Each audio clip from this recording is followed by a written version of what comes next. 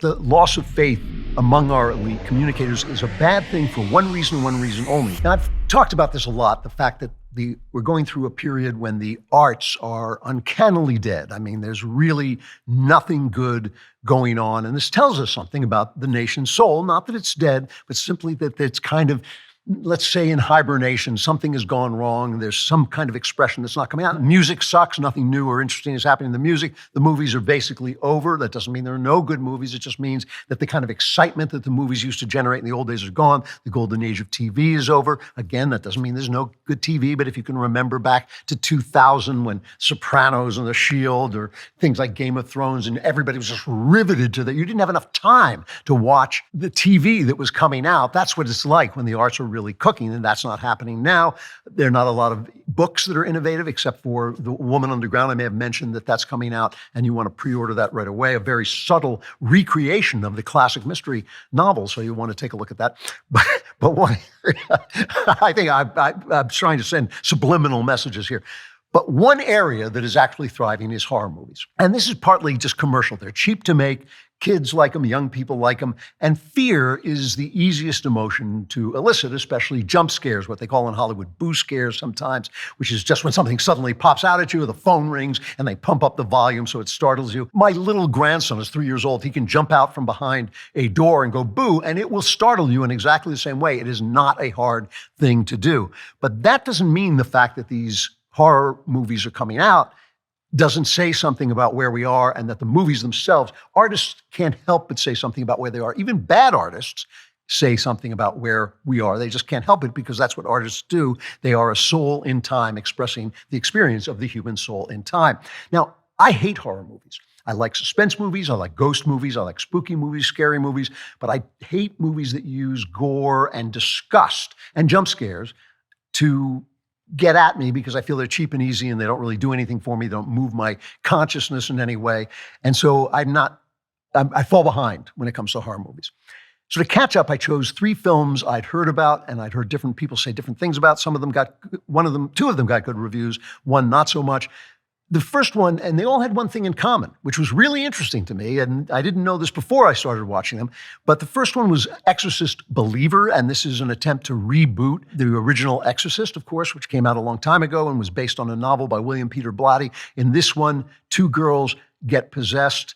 But remember the original. You have to, in order to hear what I'm saying, you have to remember the original. A priest is struggling with his faith. A demon possesses a child. She's flying up on the ceiling. Her face is falling apart. Filth is coming out of her mouth. Her neck spins around and all this stuff. And she's turned against God. She's cursing the church, all these obscenities. And the devil has a purpose. The devil is a fallen angel. He's a spiritual being, not a physical being, and he's getting back at God for creating his rival, the human race, and this is one of his minions, a demon that has taken over this child. And the church, which is God's body, which is represented by this flawed priest, has to fight for the child's soul at great sacrifice, and the child finally is freed of this demon and realizes that her friend is the church. It ends with her not really remembering what happened to her, but giving a kiss to the priest. And this was the book is based is by a very, very Catholic writer, devout Catholic writer, William Peter Blatty. Everything he wrote was imbued with Catholicism. So in this film, Believer, the possessed girl's father, played by Leslie Odom Jr., good acting, goes to Ellen Burstyn, who played the mom in the original, who was fighting for her child's life, who got brought in the priest, didn't believe in any of it, but saw this stuff happen. And she played the mother of the possessed girl, Reagan. And here's their exchange when the father goes to her for help, because now she's written a self-help book about being possessed. And this is a bit of the exchange the father has with her. Cut 1. Do you believe any of this stuff is actually real? Placebos are real. The power of suggestion is real. Belief is real.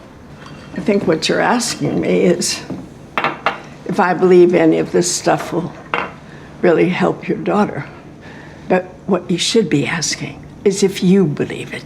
See, what I'm asking is, what the hell is she talking about? A woman who saw what happened in that first movie, if she is not a devout Catholic, if she's not on the border of being a nun, she is a flaming idiot, right? You have to be in the incredible denial not to be a Catholic after what you saw in that first movie, right? Instead, she says, well, it's like placebos are real. God is like a placebo, a fake pill, but we believe in it, and that's where its reality comes from. That's what she's saying. So any version of the story is true if you believe it, and all the different cultural religions have to show up, and they mock the power, the exclusive power of the Catholic Church. They make fun of the Catholic Church by giving it a big buildup and then turning it around on it. So we reboot the franchise to say exactly the opposite of what the story of The Exorcist says, because we're so superior to that story with its God and its, that's ridiculous. And this film, there's so much blather in this film about what people are and who we believe, and people just stand together. But the point is, God is nowhere. Only people have good agency, and only all spiritual power is evil power. Then there's the movie Smile. This is directed by Parker Finn. He made a short story, and this is called Laura Hasn't Slept, and this is a sequel to that, and it was a very big hit, and it could have been a good picture. It could have been a good picture. It has a solid story. It has Susie Bacon, who's the daughter of Kevin Bacon and Kira Sedgwick, and she delivers an excellent, vulnerable performance, but there are just too many jump scares. And then, as I said, anybody can do a jump scare. Every 2 minutes, something pops out at you in this picture. I can barely watch it because I don't like it how it feels, and it doesn't do anything for me. But the idea is really interesting. It's a smart story. Susie Bacon plays a therapist, and she's the therapist because her mom committed suicide, and she wants to help people, and she uncovers a viral curse that causes people to smile eerily, which is scary in and of itself, and then they kill themselves.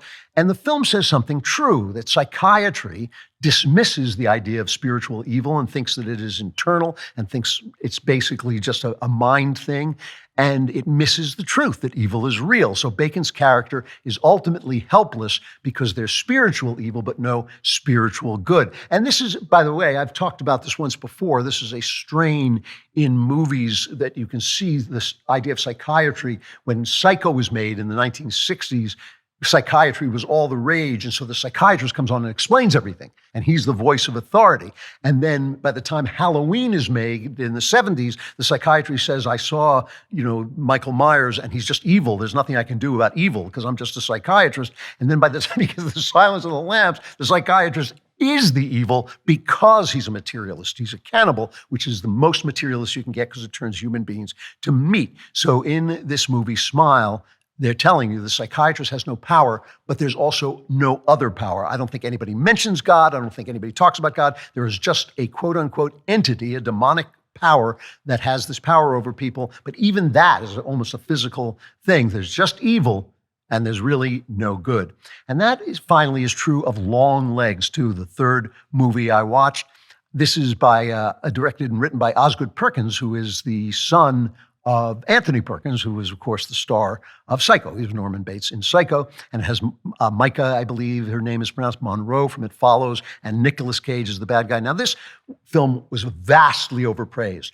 Osgood Perkins is really talented. I predict really good things for him if his career keeps going. He really knows what he's doing. It's got a great atmosphere. It's got good performances. It's well done. But it's just not that scary. But this is just Nicolas Cage eating up the scenery. But again, the killer is literally satanic, but there's no response of good from the spirit world. There is no God. So here the detective confronts her mother about the killer who is actually lurking in their past, and neither of them know it, which accounts for the kind of alienated dullness of their characters and the almost crazy aspect of her mother. This is their confrontation in the middle of the film, cut 2. Will you tell me the honest truth about something? I'll try. Do you still say your prayers? No, Mom. I never said my prayers, never once. They scared me.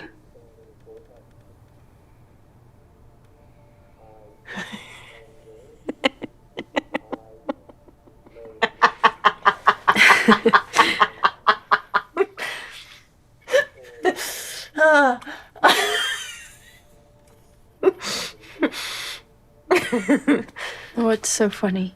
You're right. No, our prayers don't help us. Prayers don't do a thing. Okay, so 3 horror films, big horror films, especially the second 2, very highly praised, in which evil is a spiritual force, but good is just us, trying to keep the spiritual force away. Our beliefs, our psychology, ultimately we're helpless, or if we're not, we fight it, as best we can. And the final image of Longlegs is an ability to maybe rescue some people, but helplessness in the face of the evil itself. Now, what's the result of that attitude, which is obviously being generated by the culture through the elites, the voices of the elites? Now, as you know, I think that the loss of faith among our elite communicators is a bad thing for one reason only, which is because there is a God, and when you get reality wrong, you get everything else wrong as well. If you're not acting in reality, you're acting in a fantasy world, and that's really dangerous. But the exact effect is worth considering. Now, I've talked a lot about the Nietzschean idea that if you kill God, the weak, love the poor Jewish God, whom Nietzsche understood had become the God of the West through the Jewish Savior, Jesus Christ. This is why there was a lot of anti-Semitism. Then when he's gone, when that God is gone, we go back to strong men inventing morality themselves, right? Which is also the idea of the Marquis de Sade, the guy we get sadism from. There's no morality. But then we have Albert Camus, and I don't talk about him a lot. I haven't talked about him a lot, but he's actually the only one of the French existentialists from the 50s that I really respect, because he was a decent human being and has a certain amount of humanity and wrote well. And he talked about the rebel, the radical, all right? We're talking about a radical who feels that either there is no God or God is a bad guy, God is bad, all the spiritual stuff is evil, and therefore human beings have to fight with the spiritual world. So that's kind of what we're seeing in these films. And he says the radical rejects God, and instead of a perfect God and a sinful humanity striving in humility to move toward God's spiritual good, the radical's logic leads him to believe in a sinful or absent God, the evil spirits, and a blameless humanity who is capable of perfection. This is Albert Camus. I'm paraphrasing. Innocent mankind has to create perfect justice that God should have created, but he didn't.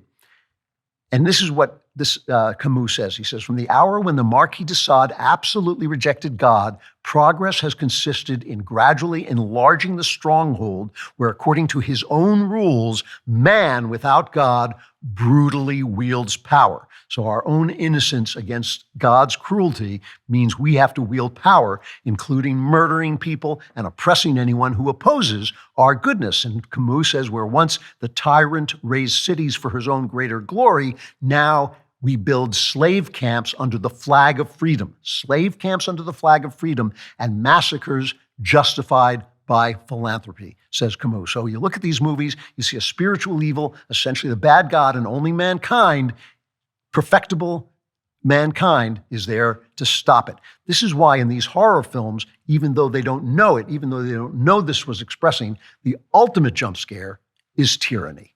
For more great content, like and subscribe, and do not forget to subscribe to The Andrew Klavan Show wherever you get your podcasts.